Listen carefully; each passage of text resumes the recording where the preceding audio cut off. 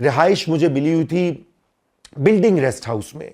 Building department का एक rest house था और उसमें मुझे एक कमरा मिला हुआ था, अच्छा सा पुराने ज़माने का, वो भी मेरे ख्याल से कोई अर्ली 20th सेंचुरी या लेट 19th सेंचुरी का बना हुआ बंगला था। उसमें बड़े बड़े पेड़ थे, जामुन के, नीम के, आम के, और वो बरामदा भी था आगे। और मेरे जो नेबर थे दूसरे साइड के ऊपर, वो एक डीएसपी साहब थे जो कि बड़े ही शौकीन मिजाज इस तरह से थे कि बड़े हंसी मजाक करते थे और कभी कभी बुला लेते थे मुझे गुफ्तगू के लिए। और फिर ये हुआ कि उन्होंने मुझे ये कहा कि भाई ये चूँकि आए हुए एसी अंडर ट्रेनिंग, तो उन्होंने मुझे खाना भी भिजवाना शुरू कर दिया कभी कभार। तो पहले एक दो बार तो मैंने किया, फिर मैंने उससे कहा नहीं देखिए मैं अपना खाना खुद पकवा लेता हूँ। उन्होंने कहा नहीं नहीं, मैं तो मेरे मेरे साथ तो 8-10 लोग हैं, वो खाते हैं, तो आप भी खा लेंगे तो क्या होगा। बहरहाल आपको पता है खाने पीने पर ही दोस्ती होती है, तो वो हुई। इसके अलावा फिर मुझे और भी वहाँ पे बड़े दोस्त मिले, बने। वो एक डिपार्टमेंट होता है कमिश्नर ऑफिस के तहत, जिसका अब तो उसको शायद उसका भी नाम होगा RTA, transport authority, regional transport authority, जो कि रेगुलेट करती है व्हीकल्स को। व्हीकल्स की जो सेहत होती है, बड़े ट्रकों की, लारियों की, प्राइवेट गाड़ियों की, इवन हत्ता की मोटर बाइक से जो धुआं ना दें, उनकी फिटनेस चेक करते हैं। तो उसमें कुछ 2-3 ऐसे थे लोग जो कि लाहौर से आए हुए थे और उन्होंने सरगोदा में एक जगह ली हुई थी और फिर वीकेंड्स पे वो लाहौर जाते थे।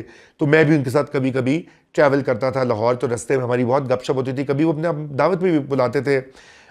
हसीब नाम था एक उनका, एक और शख्स भी थे, मेरा उस वक्त जहन से निकल रहा है।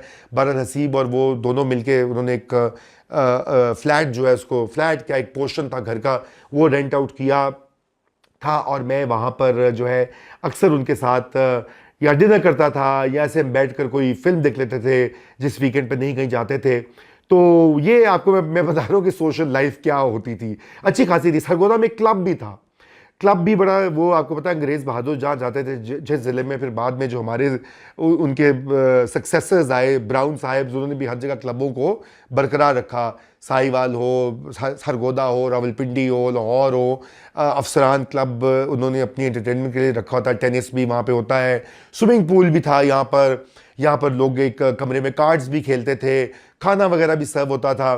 तो मुझे वहाँ की भी मेंबरशिप मिल गई। खैर एसी अंडर ट्रेनिंग था तो वो मेंबरशिप ना भी होती, आई कुड हैव एक्सेस। तो वो जब उन्होंने बताया तो मैं वहाँ भी जाना शुरू हो गया, स्विमिंग करता था कभी कभार जाकर, इक्का दुक्का बार टेनिस भी खेला और ज़्यादातर सोशलाइज करता था। वहाँ पे बड़े दिलचस्प लोग आया करते थे, कुछ लोकल जो रिहायशी थे वहाँ के। एक वहाँ पे बहुत पढ़े लिखे साहिब किताब, साहिब नज़र थे शख्स जो कि एडवोकेट जनरल पंजाब भी रहे हुए थे। नाम मेरे जहन से निकल रहा है, आएगा तो मैं नीचे डिस्क्रिप्शन में लिख दूंगा। तो उनके यहाँ भी मुझे जानने का इत्तेफाक हुआ। और क्या वो आलिम फाजिल शख्स थे और उन्होंने मुझे अपनी एक दो किताबें, जो उनके पास पुरानी किताबें थी, वो भी उन्होंने कहा तुम पढ़ लो। तो अच्छा वक्त भी मिलता था, रीडिंग भी बहुत करता था उस ज़माने में मैं। फिर वहाँ पर जो सरगोदा में कमिश्नर थे सैयद तजम्मुल अब्बास, वो भी, उनसे भी मेरा मिलना जुलना, ज़ाहिर बात है मुझे जाके हाजिर तो लगानी पड़ती है, सब सीनियर अफसरान को सलाम करना पड़ता है। यही आपको अपनी नेटवर्किंग और पीआर जो है उसी के बहाने आपकी पोस्टिंग्स बरकरार रहती हैं, सर्वाइवल भी होता है, तरक्की के जीने भी जो है वो खुलते हैं। तो वो भी वहाँ पे आते थे टेनिस खेलने। और मैं ये वाक़या आपको एक बहुत ही दिलखराश वाक़या ये बताना चाहता हूँ कि तजम्मुल साहब जो थे, इतने प्यारे और इतने खूबसूरत शख्स थे और अहले तशी थे। गालिबन लाहौर से उनका ताल्लुक़ था। अभी उनका बेटा मुझे बहुत सालों के बाद वाशिंगटन डीसी में मिला, जब 2014 में मैं मूव किया। वो एक इकोनॉमिस्ट हैं और आईएमएफ में काम करते हैं।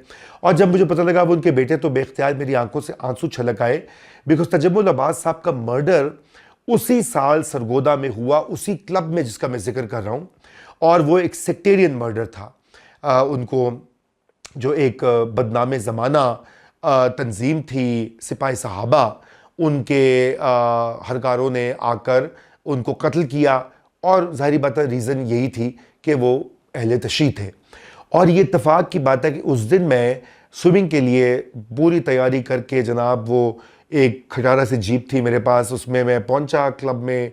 ड्राइवर को नहीं था, मैं खुद ही ड्राइव कर रहा था। वहाँ पे पार्क की, मैं निकला, मैंने कहा चलिए जी आज स्विमिंग करेंगे, थोड़ा बैठ के कोई कार्ड रूम है तो मैं आज कार्ड्स भी खेलूँगा। वहाँ पे लोग आए होते हैं लोकल। तो मैं एंटर हुआ तो वहाँ पे एक पूरा तमाशा बना हुआ था, शोर था एक हंगामा मचा हुआ था और इतने में पुलिस आ रही थी और पता लगा कि वहाँ पर वो टेनिस खेल रहे थे और वो खेलते खेलते जो है उनको शूट कर दिया गया, सारे लोग भाग गए। अब वहाँ पे एक पुराने रिहायशी थे सरगोदा के, एक हिंदू साहब, उनसे भी मैं मिला था, बहुत ही अच्छे और प्यारे इंसान हैं, ना जाने आजकल हयात हैं कि नहीं।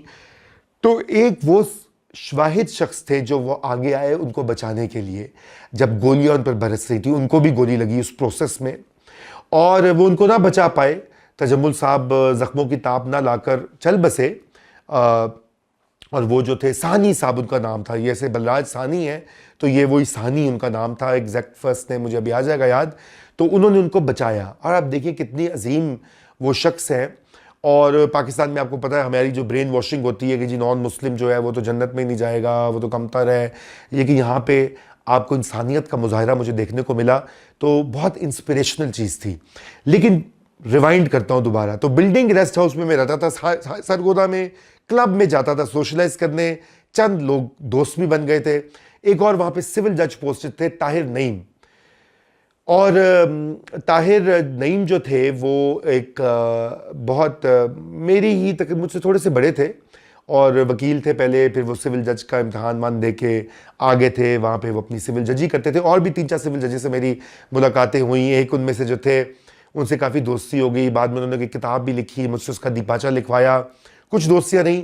ताहिर अलबत्ता मेरे बहुत करीबी दोस्त बन गए और ताहिर जो है वो मेरा बहुत सी शामें उनके यहाँ गुजरती थी और जहाँ पे वो कहते थे कि ये बोरिंग बातें नहीं हम करेंगे कि कोर्ट में क्या हो रहा है और तुम्हारे डीसी के दफ्तर में, कमिश्नर के दफ्तर में क्या हो रहा है।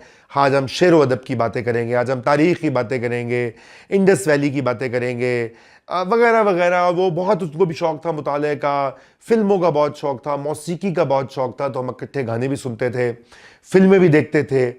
और कई बार मैं जब वीकेंड होता तो वो कहते अब यहीं तुम रह जाओ, ये यहीं सो जाओ, सुबह चले जाना। और वो मज़े मज़े के पकवान भी जो है वो भी सिंगल थे, मैं भी उस वक्त सिंगल था, तो खाने वाने जो है वो खूब जो है हम अपना एक अलग सी हमने एक स्पेस, तो देखिए ना जहाँ आप जाते हैं तो इसी तरह आपको दोस्तियाँ और लोकल कनेक्शंस मिल जाते हैं।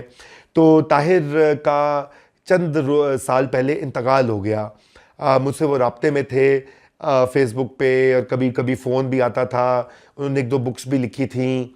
और फिर पता नहीं उनको हार्ट अटैक हुआ एकदम, और मैं बहुत इस बारे में मुझे बहुत रिग्रेट है कि मैं उनसे नहीं मिल पाया पिछले 10-11 साल में। गर्चे की बात होती रहती थी, तस्वीर भी मुझे वो भेजते थे, और एक सच्चे दोस्त की जिसे कहते हैं आपको जो उसकी कमी महसूस होती है वो अब भी होती है। मुझे यही मेरा रिग्रेट है कि इतने सालों से मेरा उनसे रब्ता नहीं रहा और मुझे शायद कुछ एफर्ट करनी चाहिए। मैं यहाँ से 2014 में तो चला गया था, पाकिस्तान से अमेरिका मुंतकिल हो गया था, और ज़ाहिरी बात है बहुत सी दोस्तियाँ रफ़ाकतें छूट गईं। फ़ोन और सोशल मीडिया, फेसबुक एक ज़माने में वही एक सोर्स था, आप पुराने लोगों जो एसोसिएशंस थी उनसे मिला करते थे। बहरहाल ताहिर से मैंने बहुत कुछ सीखा, और ताहिर ने यकीनन वो मुझे कहते थे कि वो मुझसे बहुत कुछ सीखते हैं, मुझे वो बड़ा कोई दानिश्वर समझते थे। मैं कतन नहीं हूँ और ना कोई ऐसा दावा करता हूँ, लेकिन ये कि बहुत अच्छा हमारा एक वक्त गुज़रा और यादें, अब ये यादों ही आपसे मैं शेयर कर रहा हूँ। तो बहरहाल वो मैंने आपको ये पूरा वाक़या बताया कि ये सोशल लाइफ थी, दोस्त थे, क्लब था, बिल्डिंग का रेस्ट हाउस था। और फिर ये हुआ कि बिल्डिंग का रेस्ट हाउस जो है वो उन्होंने उसको कुछ अपग्रेड करना था बिल्डिंग के, और वो आ गए ऑफिशियल्स, उन्होंने कहा कि जी आपको ये जगह खाली करनी पड़ेगी। वो कहीं और दूसरा रेस्ट हाउस में बंदोबस्त करे थे। मैं डिप्टी कमिश्नर के पास गया, डिप्टी कमिश्नर साहब ने कहा कि अच्छा मैं करता हूँ। डिप्टी कमिश्नर जो थे वहाँ के बहुत अच्छे आदमी थे वैसे, और काफ़ी अपराइट किस्म के ऑफिसर भी थे, लेकिन उनके पास AC अंडर ट्रेनिंग का ख़ास वक्त नहीं था। तो मुझे ये बात थोड़ी सी नागवार भी गुजरती थी और हैरान भी होता था कि भाई आपकी ये जिम्मेदारी है, मैं आपकी मुतअद्दिद जिम्मेदारियों में से एक हूँ और अब नहीं निभा रहे वो। तो बहरहाल फिर मैं जो है सिस्टम को कुछ समझ गया हुआ था, तो मैं फिर कमिश्नर साहब के पास चला गया, वही सैयद तजम्मुल अब्बास जो थे। मैं उनसे मिलने के लिए गया, उन्होंने मुझे बुलाया, बड़ा पेट्रोनाइज़ किया, गप्पे शप्पे लगाई, चाय पिलवाई और पूछते रहे ये वो वगैरह वगैरह। और उन्होंने मुझे फिर सर्किट हाउस में सरगोदा में, जो कि ज़्यादा बेहतर जगह थी, पॉश जिसे कहा जा सकता है, बड़े अच्छे इलाके में, और बहुत सारे दरख्तों के झुंड थे उस पूरी सड़क के इर्द गिर्द जो है, पुराने पेड़ थे बड़े बड़े हसीन किस्म के, शीशम के, नीम के, अब आम जामन जो हमारे यहाँ होते हैं पंजाब में। तो वो सर्किट हाउस वहाँ था, वहाँ में मुझे कमरा मिल गया, बहुत अच्छा था, सर्विस वगैरह भी अच्छी थी। तो मैं वहाँ मुंतकिल हो गया। मैं बहुत मशकूर था कमिश्नर साहब का कि उन्होंने मुझ पर जो है वो इसी तरह मुझे कोई ज़्यादा एक ट्रांजिशन में मसला नहीं हुआ। लेकिन मुझे कम से कम इस बात का एहसास ज़रूर हुआ कि ये मामलात जो हैं इतने ऑर्गेनाइज नहीं होते। जब ये फील्ड में जो ट्रेनिंग होती है उसके हवाले से, पता नहीं शायद और लोगों के मुख्तलिफ होंगे एक्सपीरियंसेस। मैं तो अपने तजुर्बे की बात कर रहा हूँ, शायद अब सिस्टम कुछ बेहतर हो गया होगा। तो ये बात मुझे कुछ अच्छी नहीं लगी